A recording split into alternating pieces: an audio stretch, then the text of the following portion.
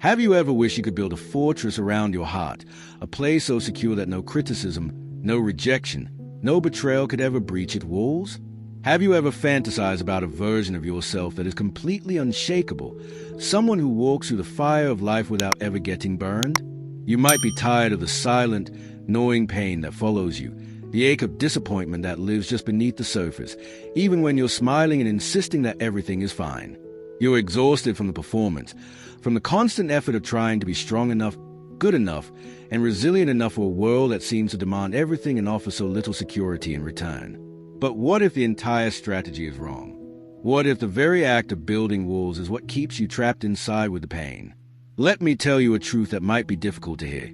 As long as you are trying to avoid being hurt, you will remain a slave to everything that has the potential to hurt you.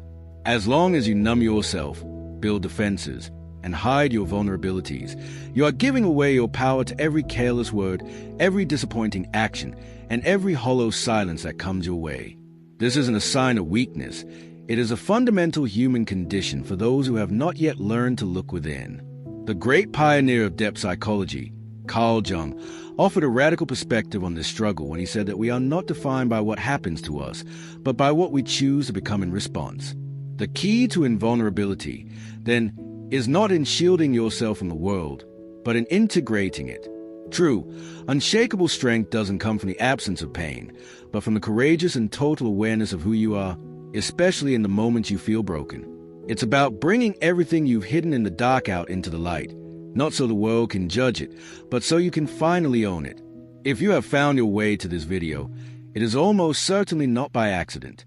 This is a message for the part of you that is tired of being at the mercy of your own emotional reactions, for the part of you that senses there must be a different way to live. I want to show you that there is, but it will require you to face truths that may sting at first. Are you ready to discover how that very pain, when understood correctly, can become the key to your liberation? You have been conditioned to believe that the source of your suffering is out there. It's in your partner's indifference, your boss's unfair criticism, the friend who let you down, the opportunity that passed you by. You pinpoint the cause of your pain to these external events, these people and their actions, as if they were archers firing arrows directly into your heart. But the hard and liberating truth is that none of these things, in themselves, have any intrinsic power to wound you. An arrow can only hurt you if it strikes a pre-existing vulnerability, an open wound that has been festering long before the arrow was ever loosed. The external event is merely the trigger. The real pain is the echo it awakens within you. What truly hurts you is not what someone else does, but the story you immediately and unconsciously tell yourself about what it means.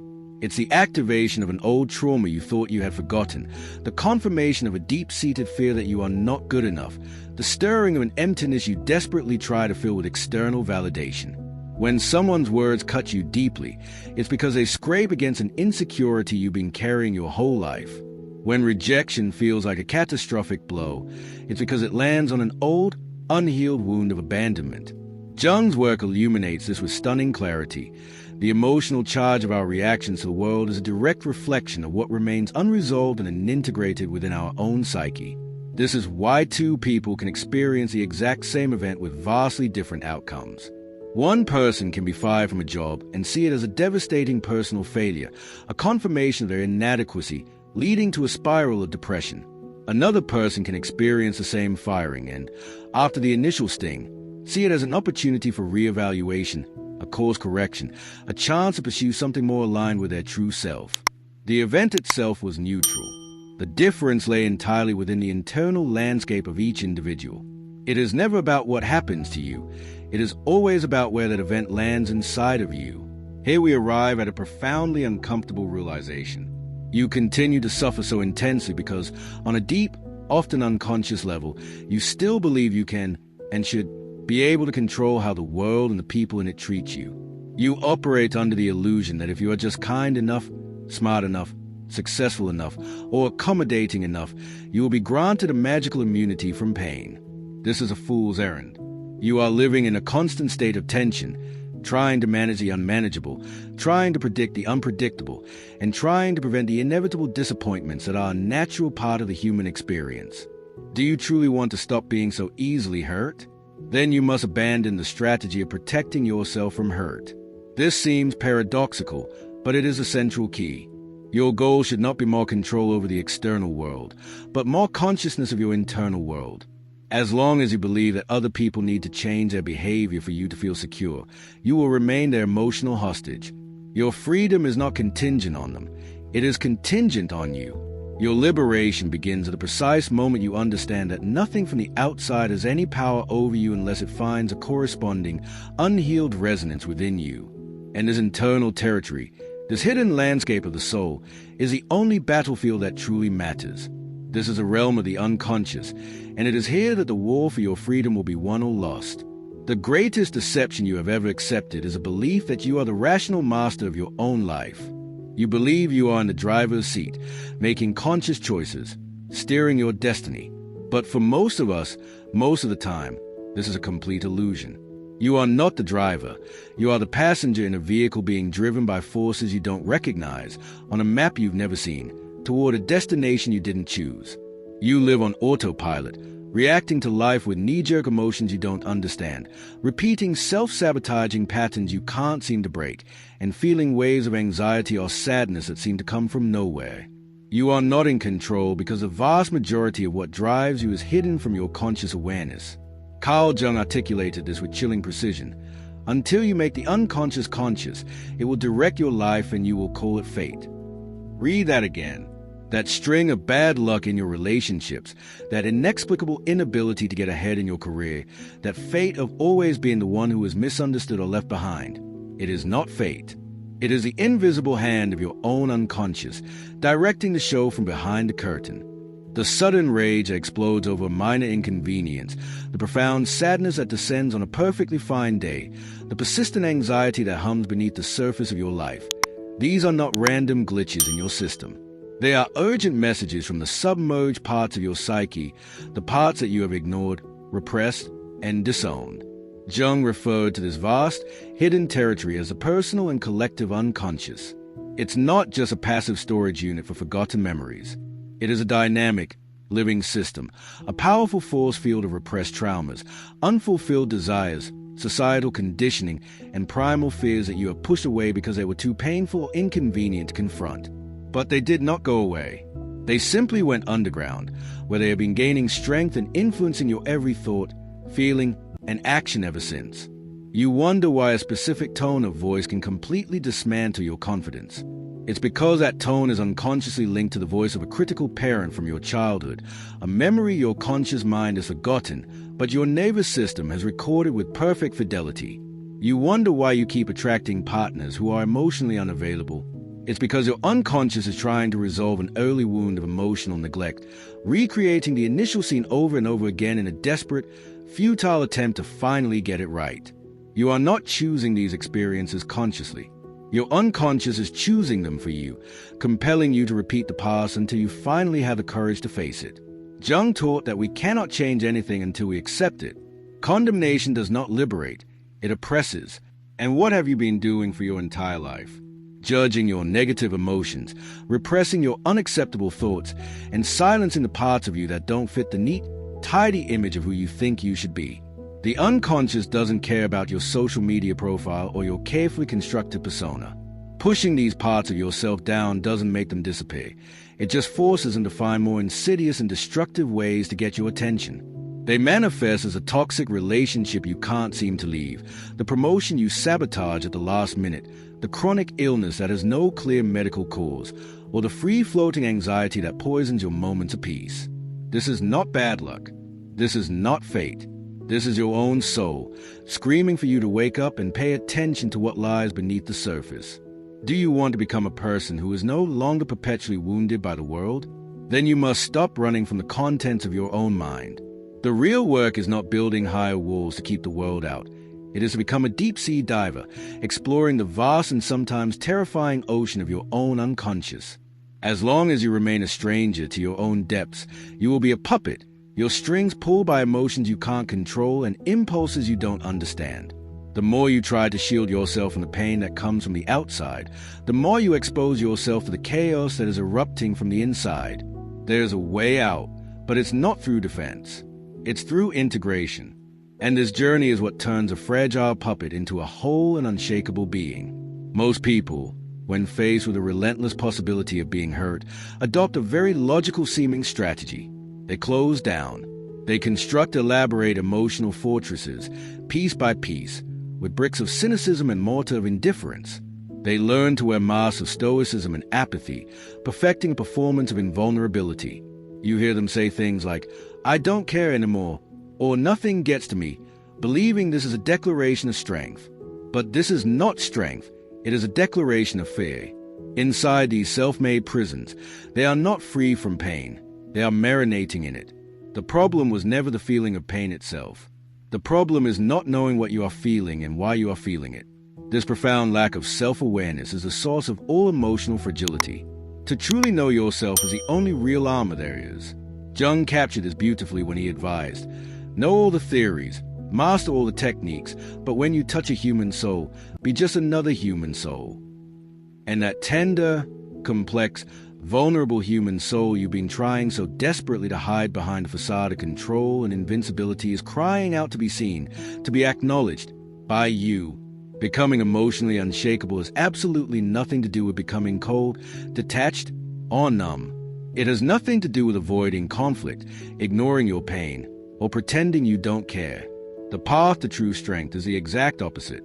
It is a path of radical integration, of courageous acceptance, of bringing every single forgotten, shamed, and feared part of yourself out of the shadows and into the light of your own consciousness. You do not become untouchable by building a barrier between you and the world. You become untouchable when you realize that no one can attack, insult, or trigger a part of you that you have not already met, understood, and embraced within yourself. When you have done the work to integrate your own shadow, your greed, your envy, your anger, your fear, your insecurities, you stop reacting when you see these qualities in others. You simply observe. You are no longer an emotional puppet dancing on the strings of external validation or criticism. That is the only real freedom. This process is what Jung called individuation. It is a lifelong journey of becoming who you truly are in your entirety. It is not about becoming the person others expect you to be, nor is it about adhering to the idealized version of yourself you thought you needed to be in order to be loved and accepted. It is a raw, authentic, and sometimes messy process of becoming what emerges from the depths of your own being, from the sacred union of your light and your shadow, your consciousness and your unconscious.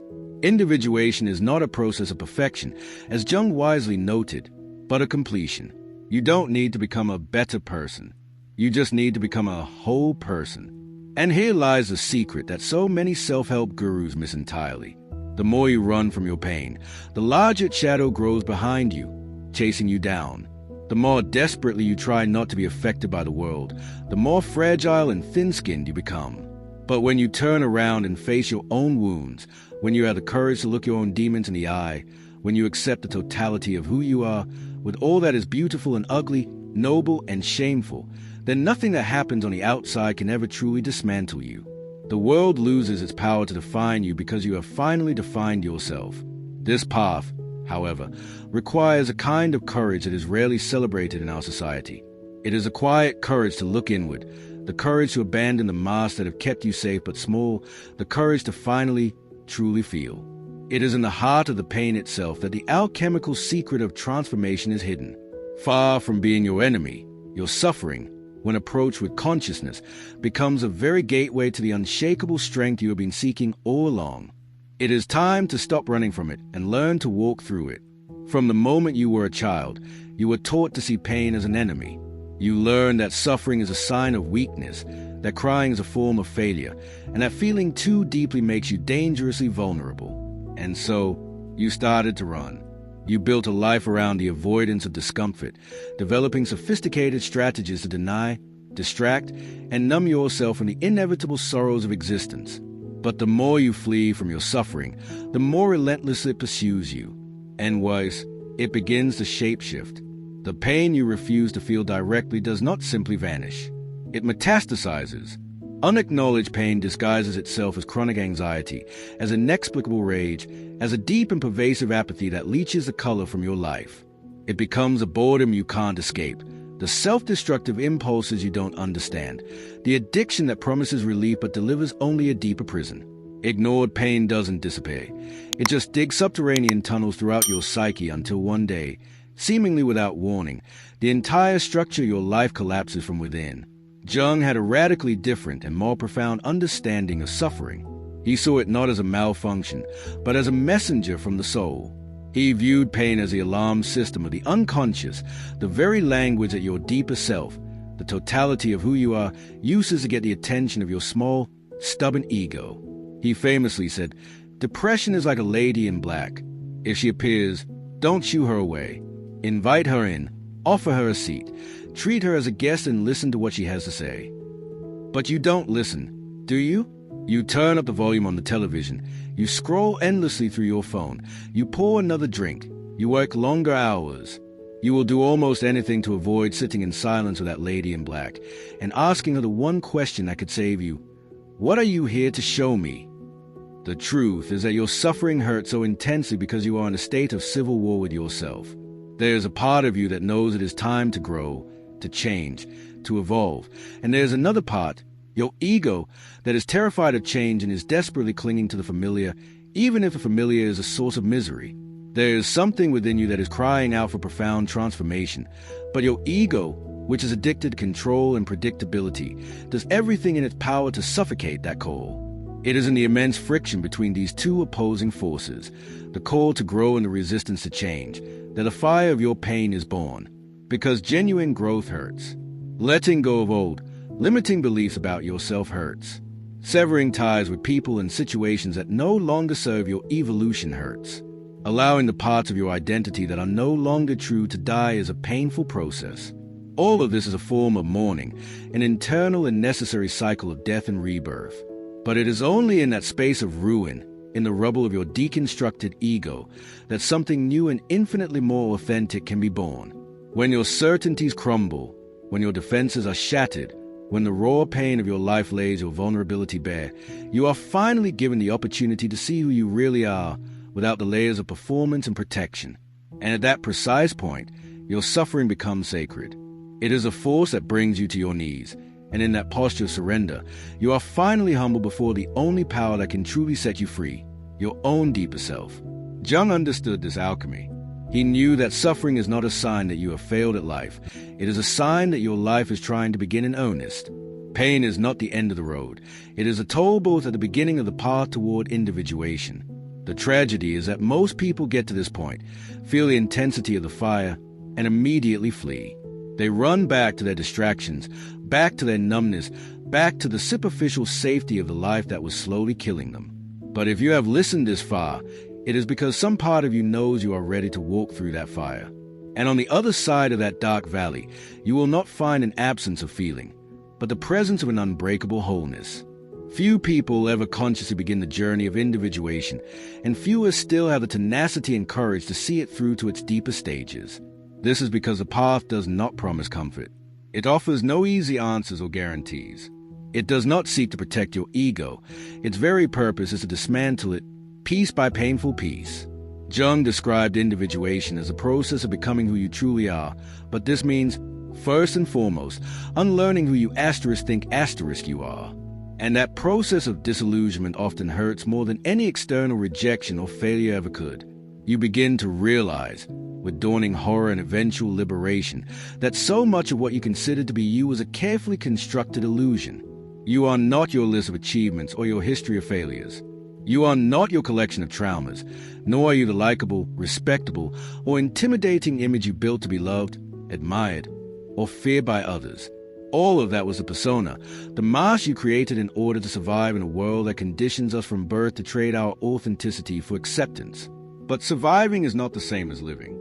Individuation is a soul's primal scream, calling you to a life that lies beyond mere survival.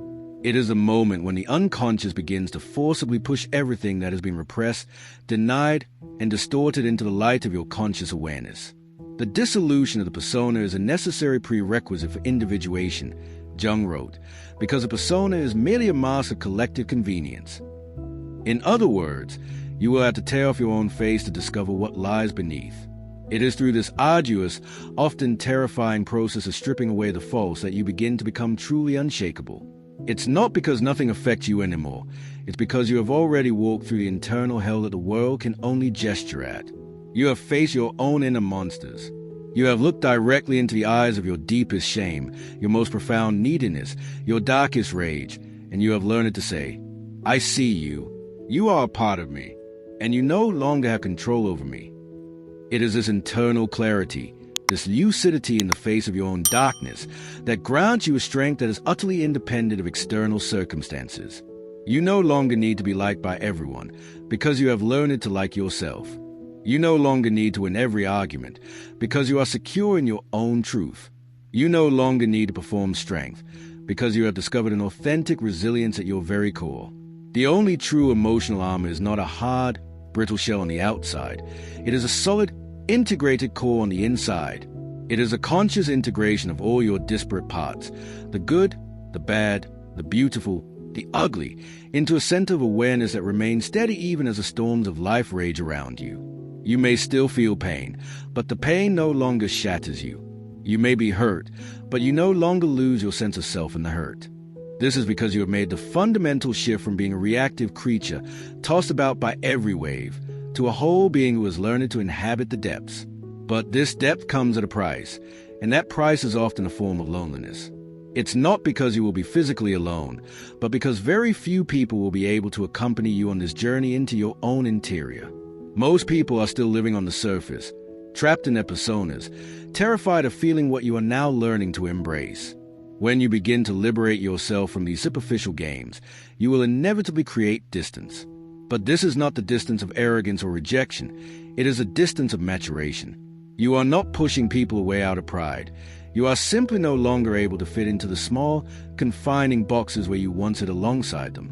And this brings us to the final, crucial understanding of this entire journey. The ultimate shield is not strength, nor is it detachment. The ultimate shield is consciousness itself. It is the only state of being in which nothing and no one can ever truly have power over you again. We are nearing the end of this exploration, and now that you have journeyed this far into the depths, there is something that must be said with absolute clarity.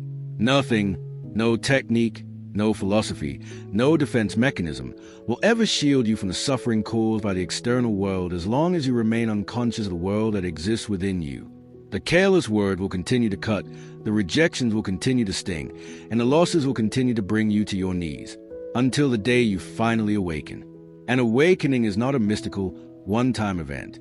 It is a sober, daily, and often difficult choice. It is a choice to look inward even when it hurts, the choice to take radical responsibility for everything you feel, without blaming your parents, your past, your partner, or your fate. Carl Jung provided the ultimate formula for this transformation. What you resist persists. What you accept transforms. You have spent your entire life resisting. You have resisted the fear of not being good enough, the gnawing emptiness of rejection, the sharp pain of loneliness, and the deep anguish of not feeling seen for who you truly are. And what did you do with all that resistance? You hid. You silenced yourself. You tried to control everything and everyone around you. You exhausted yourself trying to be perfect, trying to be strong, trying to be whatever you thought you needed to be to finally be safe. And all that monumental effort has brought you to this very moment, tired, worn out, and weary of fighting a battle against a world that was always, in reality, a battle against yourself. But now you know that true emotional immunity is not hardness, it is clarity. It is not about building armor, it is about expanding your awareness. When you finally understand your own triggers, your unconscious patterns, and your unhealed wounds, the actions of others lose their magical power to destroy you. You do not become numb to them. In fact, you may become more sensitive, more open, but the feeling no longer hijacks your entire being.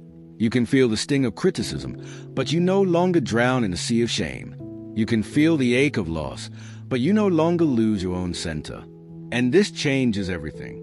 What truly shields you is not protecting yourself from the unpredictable chaos of life. It is diving into it so deeply that you reach the silent stillness that lies beneath the turbulent surface. Those who spend their lives paddling frantically on the surface are knocked over by every passing wave. Those who have learned to dive deep know that there is a place of profound silence, stability, and power that the surface storms can never touch. That is your true home. That is where you are headed. And when you begin to live from that place of integrated, conscious, and accepting presence, the world can throw its worst at you, but it will no longer find a broken, fragmented place to land. It will meet only the quiet, unshakable wholeness of who you have finally become. If this journey we've taken together has touched something deep within you, if a small flame of awareness has been lit in the darkness, I invite you to declare it. Write, "I choose consciousness" in the comments below. Let's create a community of people who are no longer willing to just survive by pretending to be strong, but who are ready to truly live with courage and with truth. And please, don't let this be the end of your exploration. Subscribe and stay for the next part of the journey, because real transformation is not a single insight. It is a continuous unfolding. Thank you for your courage. I will see you in the next one.